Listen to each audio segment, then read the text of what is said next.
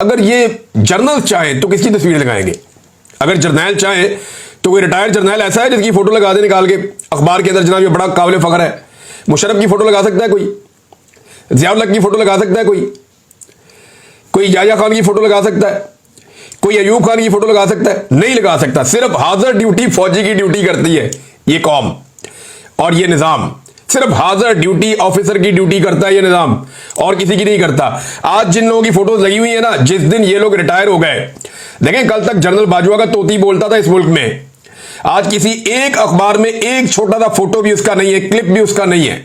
General Bajwa बिल्कुल ही फारग हो गया, कुछ भी नहीं। हालांकि जनरल बाजवा के दौर में भी 2 तैयारे पाकिस्तान ने गिराए थे भारत के, और तब भी भारत को एक शिकस्त दी थी। अब ज्यादा तैयारे गिरा दिए, लेकिन जनरल बाजवा सिरे से गायब है। और अदवार में भी पाकिस्तान ने बड़े कारनामे किए थे।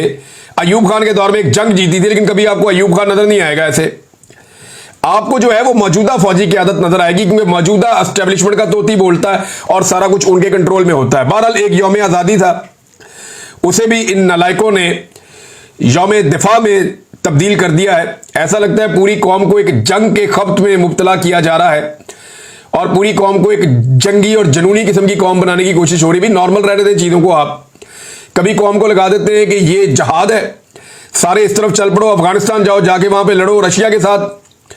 फिर कहते हैं नहीं जी, जितने लड़ने वाले थे सारे दहशतगर्द हैं, अब सारी कौम इनके साथ लड़े। फिर बाद में कहते हैं नहीं, इनमें ये वाले गुड हैं, ये वाले बैड हैं, ये तालिबान अच्छे हैं, ये तालिबान बुरे हैं। कभी कहते हैं ये वाला ग्रुप अच्छा है, ये वाला ग्रुप बुरा है, और फिर बाद में उन्हीं को डिसोन कर देते हैं। एक वक्त था कि ऐसी तंजीमें जो कश्मीर में जाकर जहाद करती थी उन्हें सपोर्ट किया जाता था, आज उन्हें नजरबंद किया जाता है। मेरी समझ से बाहर है। पाकिस्तान की जो मिलिट्री एस्टेब्लिशमेंट है वो रियासत के ऊपर एक अजीबोगरीब पॉलिसी हर वक्त मुसल्लत करके रखती है, और आज एक जंगी खप्त में मुब्तला कर रहे हैं ना। थोड़े अरसे के बाद आप देखिएगा ये सारे कहेंगे कि हमें माशी फ्रंट पे लड़ना है, हमें हथियारों की लड़ाई नहीं लड़नी, हमें हथियारों की बजाय औजार पकड़ने हैं। थोड़ा अरसा बाद आप इनकी ये वाली बातें भी सुनेंगे, जब इन्हें पता चलेगा कि इकॉनमी के अंदर बेड़ा गर्क हो गया है। हालात इनके ये हैं कि जब इकॉनमी पाकिस्तान की तबाह हो रही है, पाकिस्तान की आधी आबादी गुर्बत की लकीर से नीचे चली गई है, लगभग आधी आबादी। बिजली, गैस, पेट्रोल और दवाइयां आवाम की कुव्वत खरीद से बाहर कर दी है इन्होंने। कई गुना कीमत बढ़ गई है चीजों की। गंदम और चीनी जैसे बड़े बड़े स्कैंडल्स सामने सर उठा के खड़े हुए हैं। क्रिकेट से लेकर अमनो अमान तक हर चीज तनजली का शिकार है।